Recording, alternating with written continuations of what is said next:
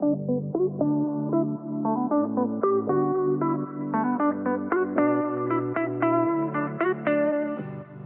to Teal Talk, a podcast brought to you by the Ohio Alliance to End Sexual Violence. That's OAESV for short. We're your hosts, Taylor and Laurie. In each episode, we speak with professionals in the field to dive deep into the intersectional issues that affect survivors in Ohio. Before we begin, we want to give a content warning that we will be discussing sexual violence and other issues that may be upsetting and triggering. If you need help, please feel free to call our resource line at 888-886-8388 during regular business hours, or the Ohio Sexual Violence Helpline 24/7 at 844-644-6435. Please take care of yourself.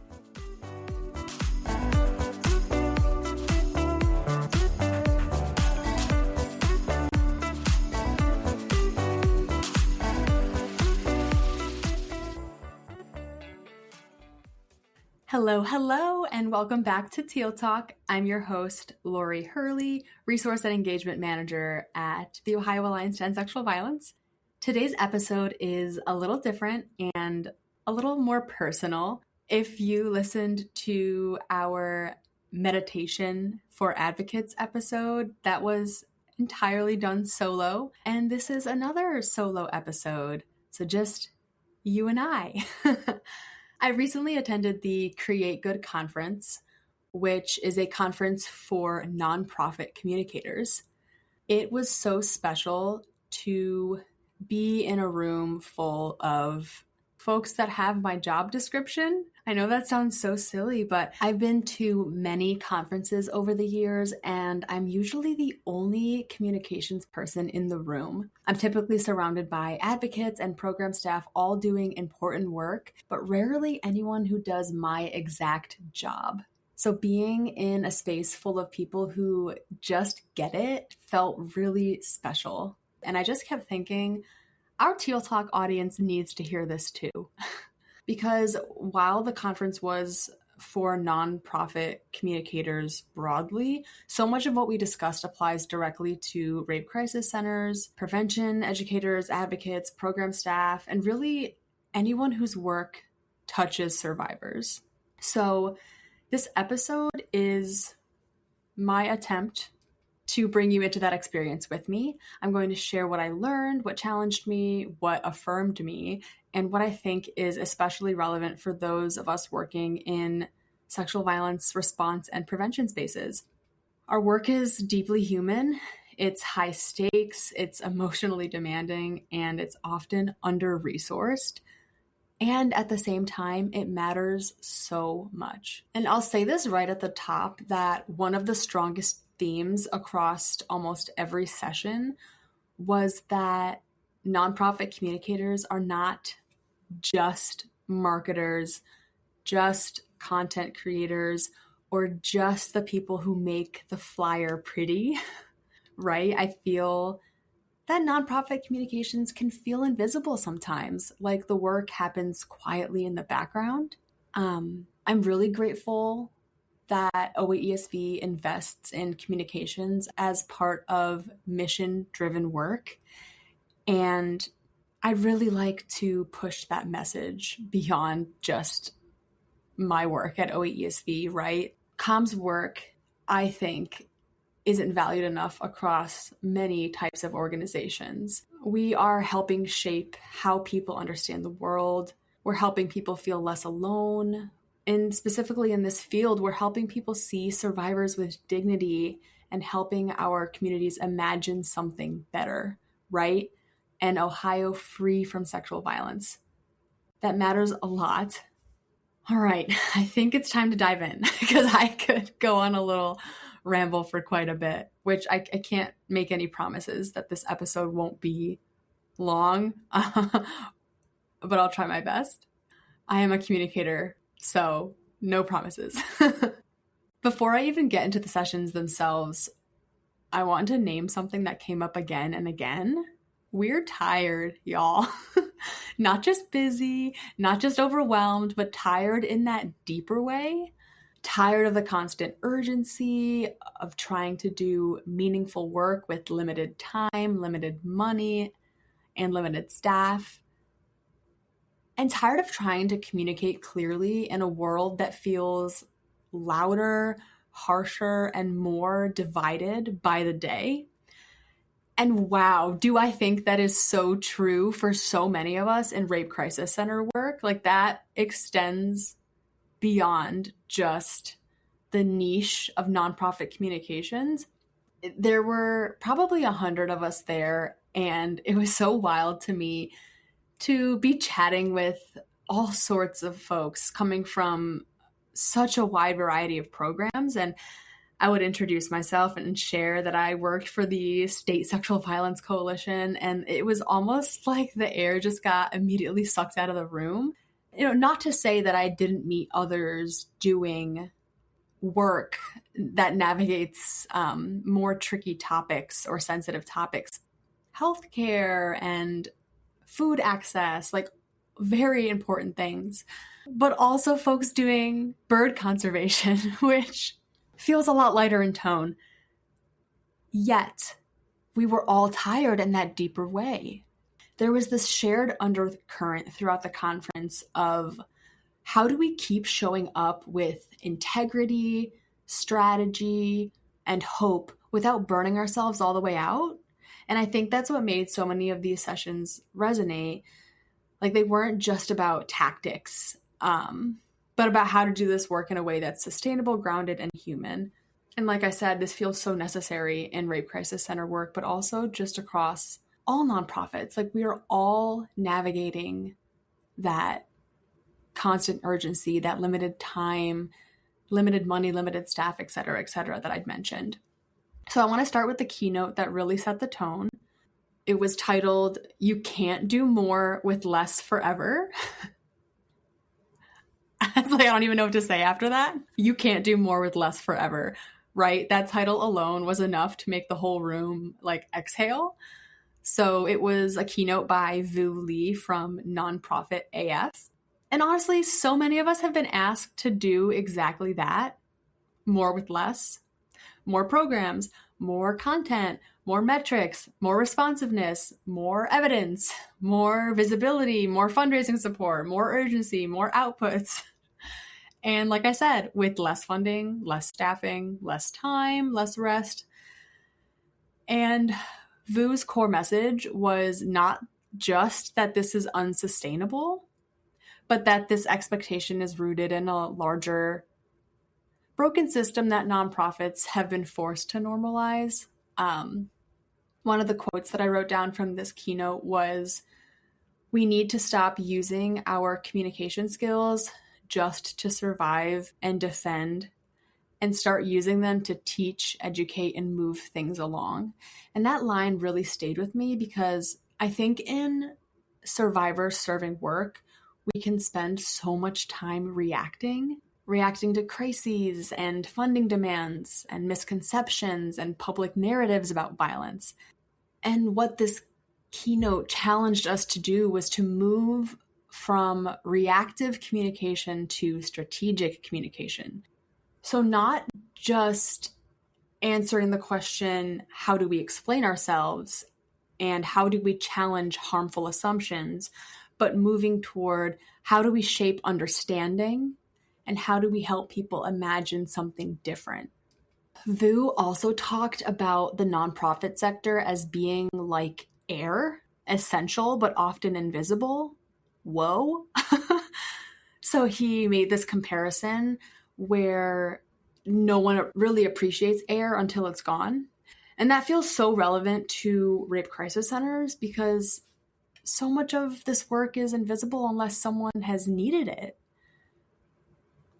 Like, people may not see the hotline shifts or the hospital accompaniments, the prevention education planning, the coalition building, the support groups, the policy work, the late night calls, the debriefs after hard cases, the emotional labor of holding trauma all day, and then somehow writing a grant report.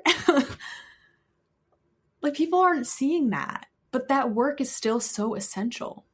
Another line from that keynote that I think applies powerfully to our field was, quote, "We are not just storytellers. We are narrative shapers, movement builders, and system disruptors." Like I mentioned at the top, communication is not just a side function, especially in anti-violence work. It is part of the mission. It is in the way we talk about survivors, in the way we talk about prevention and justice, that shapes how communities respond, right? How we talk about violence and healing shapes how communities respond. I'll say that was probably one of my biggest takeaways from the keynote session. And also that we have to stop communicating as though our organizations should be grateful just to survive. Like, we can communicate with more clarity and confidence and ambition than that. Like, if the work matters, then the people doing that work need resources. We can't provide the high quality, trauma-informed, consistent services without support and pay and time and a system that supports that work. The session that I attended after this keynote was called Go from Comms Order Taker to Strategic Force. And this workshop was such a helpful lens for understanding something that many nonprofit communicators feel but don't always know how to name. Now, the lessons that I gleaned from this workshop definitely relate to staff that do comms work at their org. And I know at rape crisis centers, a lot of times comms can just get tacked on to another role. So the central argument was that being overworked is not the same as being strategic. I'll say that again. Being overworked is not the same as being strategic. So one of the strongest ideas from this session was the difference between signals and drivers. Signals being things like responding quickly to every request, producing lots of materials, saying yes to everything, and being in meetings. Those things can make you look useful, right? It's a signal that you're useful, but they don't necessarily make you strategic. So the real drivers of being a strategic partner are being brought in before decisions are made, having a clear intake process, being clear on goals, audience, and what success looks like, and building trust so people involve you earlier because they value your perspective. One line I loved from that session was basically this: your job is not just to make things. Your job is to use communications strategically to advance the mission. That feels huge for our field, because how often are nonprofit communicators, prevention educators, outreach staff, or advocacy teams handed a request that sounds like, can you make a flyer? Can you post this? Oh, hey, can you send an email about this event? Can you promote this training next week? Can you write something about this issue for the press? When the real questions should be, who is this for? What do we want them to understand or do? Why now? What story are we telling? What matters most here? How does this connect to our mission? And I think those questions apply well beyond communications staff, right? If you work at a rape crisis center and you are building community education, trying to increase survivor outreach, hosting advocacy events, or building public messaging, this is relevant. We all have moments where we can either operate from urgency and task lists, or we can step back and ask strategic questions. So I would say a really practical takeaway was the importance of an intake process. And that sounds really boring, but it's boundary setting, right? It's sustainability. It's how you avoid becoming the person where every random idea gets dropped. You don't need some kind of fancy software. You just need to have like a clear structure that outlines like what the request looks like, when is it due, who is it for, why does it matter, and what level of priority does it have. And then my next workshop of the day was unexpected. It was called Roll for Opens, Critical Hits and Click-Throughs. It used Dungeons and Dragons as the framework for talking about email strategy, which is super niche and very nerdy, but it kind of worked. I've never played Dungeons and Dragons before, but I still got takeaways from this session for sure.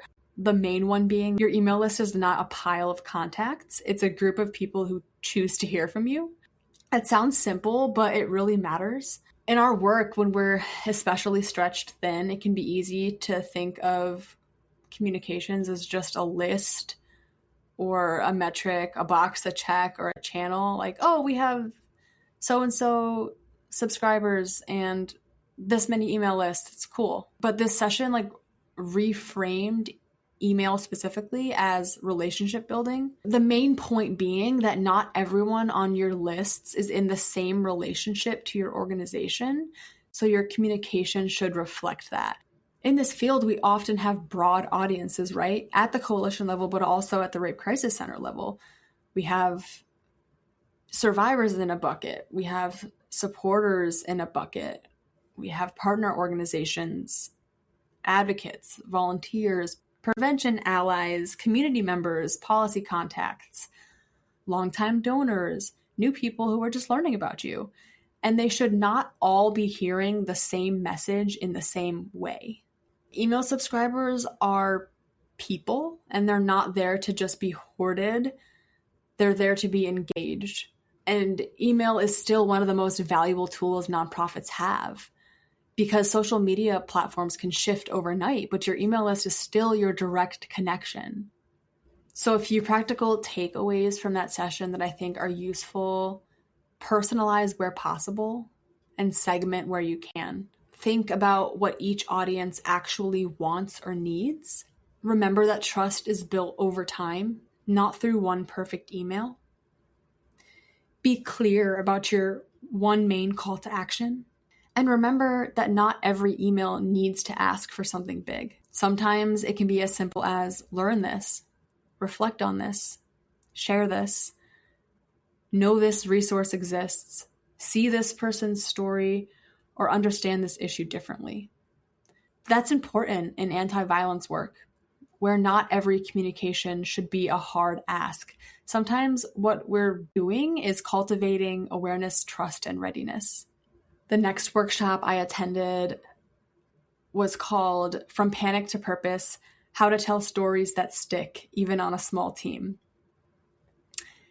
And if I had to pick one session that felt most relevant to anyone doing survivor-centered communications, it might be this one.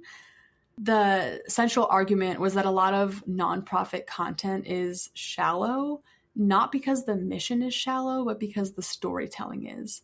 The speaker said something along the lines of, we don't need more content, we need better stories. And I'm like, yes, that's exactly it. We don't necessarily need more posts and more graphics and more flyers. We need stories with intention, with emotional clarity, and stories that help people understand why something matters. A huge part of the session was about story archetypes. So in any story or movie, you'll have a hero, you'll have a villain, a sage, a caregiver, and so on and so on. And the idea was that people instinctively understand certain story roles. So the hero overcomes something, the sage brings understanding, the caregiver restores dignity, the villain disrupts what's right. And in nonprofit storytelling, the organization should not be the hero. And that really landed with me. We do serving work, right? In survivor serving work, our organizations are not the hero. Staff are not the saviors. The point of the story is not, look at what we did. Look at what the organization did, right? Our storytelling should position survivors or community members as the people moving through challenge, strength, and change. The organization is the sage, right? We're the guide, the support, or the context. So we could kind of oscillate between sage and caregiver. And the broader mission is to restore dignity and possibility. And this matters so much in our field because poor storytelling can do harm quickly. And if you'd like to learn a little more about that, we did an episode a few months ago with Elliot Fullenkamp, a fellow coworker of mine, on trauma-informed storytelling. So I definitely recommend checking that out for a little more of a deep dive on this topic. And this leads into another key point from the session, that caregiver stories fail when they become all about pity. Dignity is what builds connection. I really want to pause there. I'm actually going to repeat that. Caregiver stories fail when they become all about pity. Dignity is what builds connection. If you work in sexual violence response, you already know how easy it is for public narratives to flatten survivors into pain or tragedy. And that's not survivor-centered storytelling, right? Stories that build trust and connection don't rely on pity. They rely on dignity, complexity, voice, and care. So the session offered a 3-step framework. 1, discovery. What is the actual story here? 2, interpretation. What does it mean? And how should it feel? And 3, craft. Create the design, visuals, and copy to match that story. I love that framework because it invites us to put our foot on the brake, right? It invites us to slow down. That's a really important discipline for us to have as comms folks, but beyond that as well. Because if you're creating, Sexual Assault Awareness Month content or a donor appeal, a training promotion, or a policy message, the first question should not be, what graphic should we make? It should be, what is the story? Who is centered? What do we want people to feel? What meaning are we trying to communicate? And are we protecting dignity in the process? Yeah, that session, more than any other, reminded me that good communications is not decoration. It is making meaning. Oh, it was so good. All right. And now I feel weird being like, okay, let's hop to the next session. But okay, the next workshop I attended actually really paired well with that. It was titled What Corporate Communications Taught Me About Nonprofit Storytelling. And what I appreciated about this one is that it was not trying to make nonprofits act like corporations. It was more about taking useful strategy and applying it. So there were a few standout concepts from that session. The first being design thinking. So the presenter walked us through a design thinking framework. The simplest translation of that for our work is, don't assume you already know the problem, right? Like, that's so helpful. Sometimes we think like people aren't engaging, no one understands what we do or our services, like this campaign isn't working, people don't donate. All fair things to say, but until we take the time to actually understand our audience, what they need, what they're confused by, and what's not landing with them, we may be solving the wrong problem. This session also shared a feedback model that I really liked. I have been recently working on my supervision skills as I've stepped into a manager role, and something I personally find myself needing some more work on is how to provide feedback. So when this session shared this little feedback model, I was like, oh my gosh, a takeaway that I'm immediately going to apply in my work. So the feedback model is, I like, I wish, I wonder. So what's working? What could be stronger? And what might happen if we tried something different? The speaker put an example image on the screen of a flyer, and it was a picture of a a truck, and the truck bed was filled with freshly cut logs. And the top said something like, I don't remember the name of the county. I'm just going to use Cuyahoga. It said something like, keep Cuyahoga County elders warm this winter.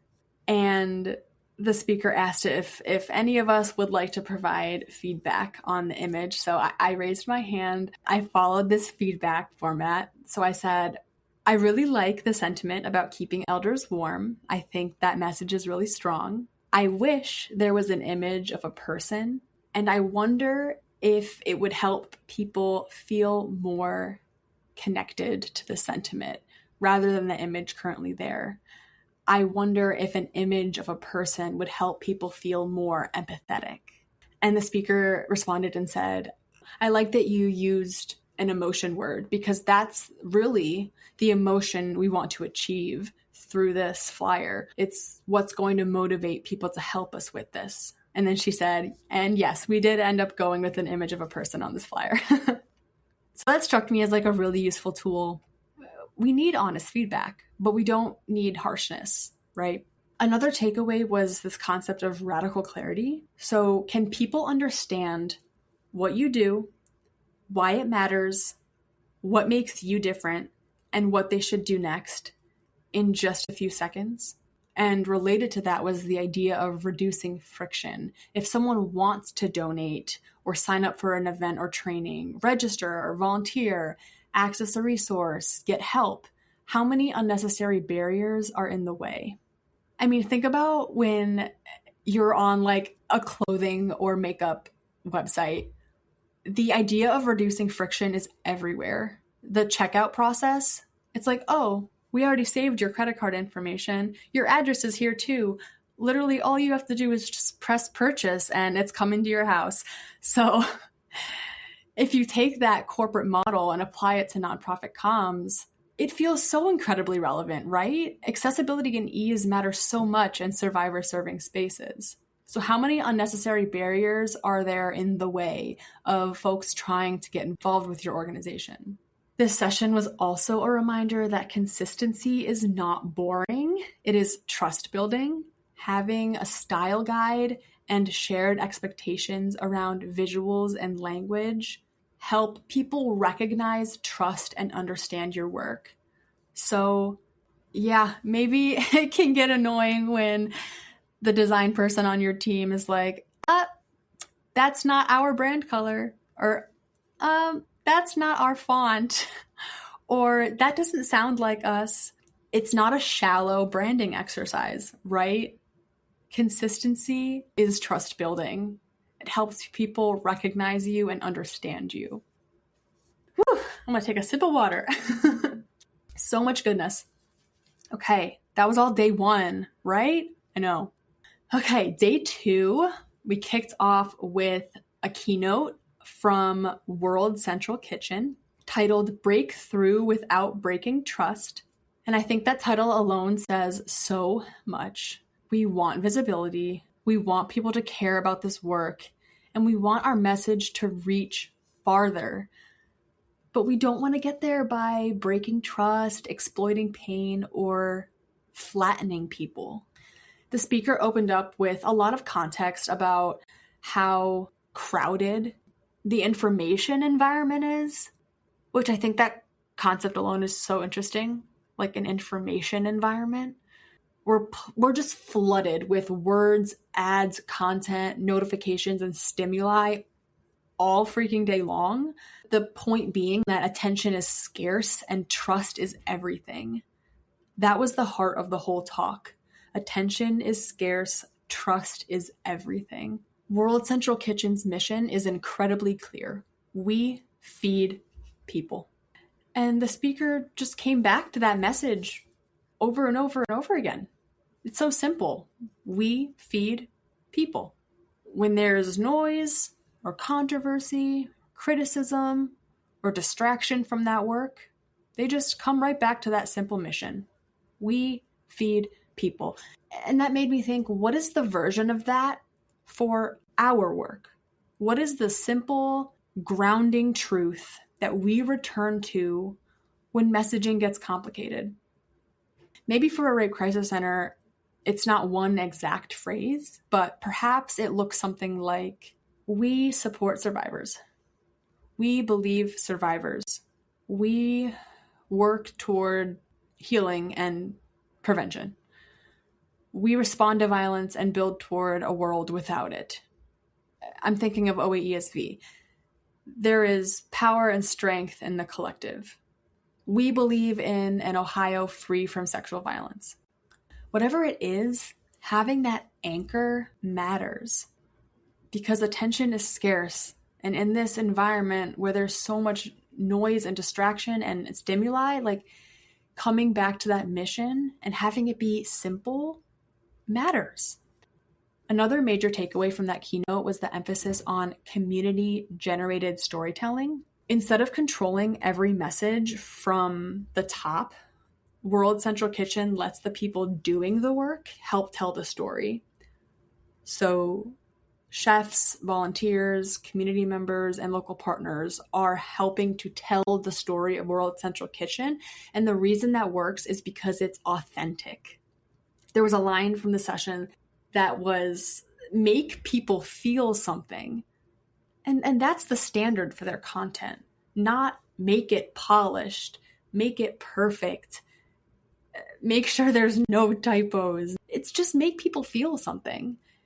For our work, I think what that looks like is being real without exploiting trauma and creating content that feels human.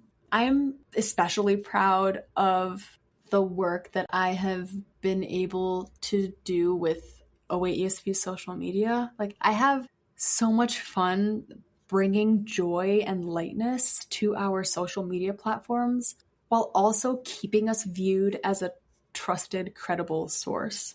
How can we be thought leaders supporting the people doing this very tough work and be trustworthy and credible and laugh a little, right? We are full human beings, and it's important to show your brand in a well-rounded way. And lastly, the keynote made an important point about dignity. Once again, that word kept showing up over and over. Just that we don't need to re-traumatize to be effective, right? We don't need to use harm to prove harm. And many people depend on us refusing to do that, right? Okay. And then to kind of wrap this up, I just want to touch a little bit on some lessons I learned from the two closing panels. The closing panels were so good. I'm kind of going out of order, but I think they added an important layer to everything that I'd like to touch on. So one panel was about like younger and early career professionals and what they're teaching the sector. And another focused more broadly on the future of nonprofit comms. So I really loved that dual perspective, right? Having the viewpoint from early career and also late career, younger comms folks and more experienced older comms professionals. I'll be honest and share that it was kind of startling for me when I looked around and realized how many Gen Z were in the room, only because I was like, wait a minute. People born in the 2000s have entered the workforce. It was just so wild to me. But I really enjoyed all my conversations with them. And one of the panelists was a 21-year-old executive director who started her nonprofit when she was 16 years old. And my jaw was to the floor. One thing that kept coming up was that newer communicators are bringing a stronger instinct for authenticity, which I just feel ties everything together, right? Like, we want to make people feel something. There was a lot of talk about how social media is dead. It's just kind of become like an echo chamber for what you're already interested in, right? Like, we talk about the algorithm and like the For You page like knows who you are. So one panelist talked about how people are no longer automatically going to social media to be formally informed. They are going there for connection and entertainment. Another thing I appreciated from this panel was the reminder that every generation is not a stereotype. Older audiences are not all the same. Younger audiences are not all the same. But that across generations, like, people still want stories that feel real. While platforms might change, and it's like you constantly hear like the algorithm has changed and there's this new social media and social media is dead and actually you should be posting on LinkedIn or forget LinkedIn, go to YouTube. Like, it's exhausting. And while everything is just constantly evolving and changing, there are still human fundamentals underneath all of this. So long as you're tapping into that connection and that meaning and that trust building, that's how you're going to reach folks across age groups and across generations. The final panel on the future of nonprofit comms brought everything together, and I'd like to just run through a few ideas that really stayed with me. AI is changing expectations. Our last episode was all about AI and AI in anti-sexual violence work, and I highly recommend giving that one a listen. It only felt normal and natural that AI would pop up at a nonprofit communicators conference. So AI is changing expectations, right? It's not just giving us new tools, it's changing expectations. People assume that things can be done faster now. Communications folks are being asked to produce more quickly and often without a corresponding increase in strategy or support. And what did I say at the top of this episode? We are all deeply tired of doing more with less, right? And the panel's message was pretty clear that use AI if it helps, but don't let it erode the time needed to do quality work. You can use AI to do your busy work so that you have more time to do the work that really matters. How you feel about that is up to you. As I shared in the AI episode, my relationship with the ever-changing landscape is shaky at best. But it's not going away, right? So how can we use it responsibly? The next idea that stayed with me was that social media is changing, not just in platform trends, but in how attention works. Follower counts is a vanity metric. It matters less than if people are actually engaging with you. And if you are going to be using social media, it should be with intention. It shouldn't be just posting every flyer. Consider who your audience is on social media and what message they want to hear. And lastly, communication staff need to stop waiting for permission. Boy, oh boy, did that message come up over and over and over and over. One of the most direct quotes from the panel was, "Tell people what your job is." And that's probably the quote that I want to get tattooed on my body, especially for rape crisis centers where communications gets folded into 5 other responsibilities. Tell people what your job is. You don't just do communications on the side. If the role is strategic, say that. If the work needs more time, say that. If not every communications request is equally important, how can you communicate that? And if communications work should be part of leadership conversations, advocate for that. One panelist said very simply that no is a complete sentence. And while we may all need to say no with like diplomacy and context, the point is still true. If we never say no, then we never make room for work that matters more. Okay, friends, I told you that I was going to ramble, but I took so many notes and I was just over here flipping through my little notepad and I couldn't narrow it down anymore. So I hope you're still with me. To wrap this up, I think I already said that once before. What does all of this mean for rape crisis centers and survivor serving work? And what am I taking back specifically for our audience here at OAESV? 1, we need to communicate with more confidence. Not arrogance, but confidence. Confident that our work matters, that prevention deserves investment. Confidence that our organizations are not just side projects, but essential parts of community response. And confidence that the people doing this work deserve support, not just praise. 2, We need to slow down enough to ask better questions before the post, before the email. What is the story? Who is centered? What are we asking people to understand? What are we asking them to do? And are we doing this in a way that protects dignity? 3, we need to move from reactive to strategic. Now, that does not mean we won't still respond quickly sometimes. Of course we will. This work requires that. But not every communications should be urgent. Not every request should drive the calendar. We need space for proactive, values-driven, mission-connected storytelling too. 4, we need to reject pity-based storytelling. We can communicate urgently without exploitation. We can tell hard truths. We can tell hard truths without reducing people into just what happened to them. And we can ask for support without making pain into spectacle. But I have a feeling that all you amazing trauma-informed, survivor-centered folks already know that. But just in case, it doesn't hurt to be said. 5, we need better boundaries and better systems. Our work is too important to run entirely on chaos. So look around you. What is the chaos that you feel needs better supported? That means intake systems, role clarity, stronger feedback practices, realistic timelines, and communications roles that are seen as strategic. 6, we need to keep each other in the field.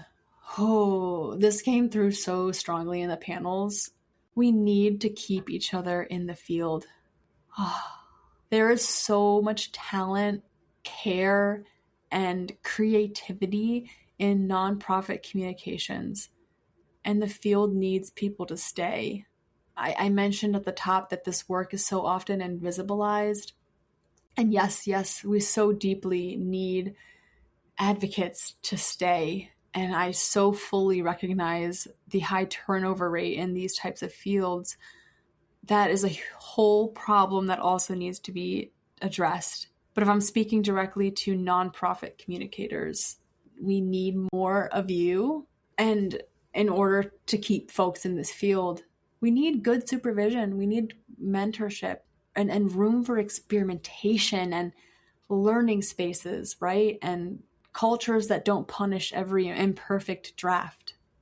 We are not just storytellers. We are narrative shifters, movement builders, and system disruptors. Yes, while I learned some new nuggets at this conference, many I already knew, but it did feel so good to be validated in that. And sometimes hearing things said in a different way can get them to re-stick, right? The Post-it note fell off the wall of my brain, and I picked the Post-it note back up and stuck it back where it belongs. I don't know why I said that. But I think one of the reasons this conference stayed with me is that it did not treat communications as shallow. And I don't really like the word shallow. It feels a little too harsh for my sentiment, but it didn't treat communications staff as just the people who make the flyer pretty. It treated it as a relational role, a strategic role, an emotional one, a human one. And that's really how it feels in my world. When I'm writing a caption about survivor support or choosing the perfect photo for Sexual Assault Awareness Month, or writing an email explaining what prevention is, or making a web page easier to use, or choosing a tone for a public message, that matters. All of that matters. And this work is not just about visibility. It's about trust. It's about meaning. It's about helping people understand violence, accountability, and healing and possibility in a different way. So if you've been feeling unsure whether the communications side of this work really matters, I hope this episode reminds you that it does. And if you're someone who has communications as a part of your role, but you also work in programming or advocacy or outreach, education or storytelling, like I hope this also reminds you that you are allowed to be intentional. You are allowed to ask strategic questions. You are allowed to want better systems and processes in place to make your work more strategic and efficient. And you're allowed to protect the quality of your work and say no to the things that dilute the mission. All of that allows you to tell better stories, and our field needs them. Oh man, thank you so much for listening to me for who knows how long and spending this time with me today. I hope that you gained something useful or affirming from this episode, and maybe it's just a reminder that you're not the only one thinking hard about how to do this work well. If this episode resonated with you, I'd love for you to share it with your comms team, your prevention team, or anyone at your org who is thinking about how we tell the story of this work. Also, you can totally drop me a line, lhurley@oaesv.org. I'd love to hear what you thought of the episode. And, as a technical assistance provider at OAESV, I would love to support you in telling the story of your work, whether it's helping you build an intake form or strategizing about how to start a podcast of your own or whatever it is. Until next time.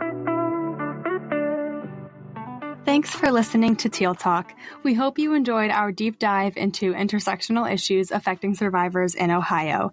If you like what you heard, subscribe and leave us a 5-star rating and review, recommend us to a friend, and follow us on Instagram and Facebook at OAESV and Twitter at Ohio Alliance ESV. If you'd like to learn more about us and the services we offer, sign up for our email list, or read a transcript of this episode, visit oaesv.org. Want to share a comment or ask a question for a future episode? Just click on the link in the show notes to leave us a voicemail. And remember, we're here to help. Feel free to call our resource line at 888-886-8388 during regular business hours, or the Ohio Sexual Violence Helpline 24/7 at 844-644-6435. See you next time.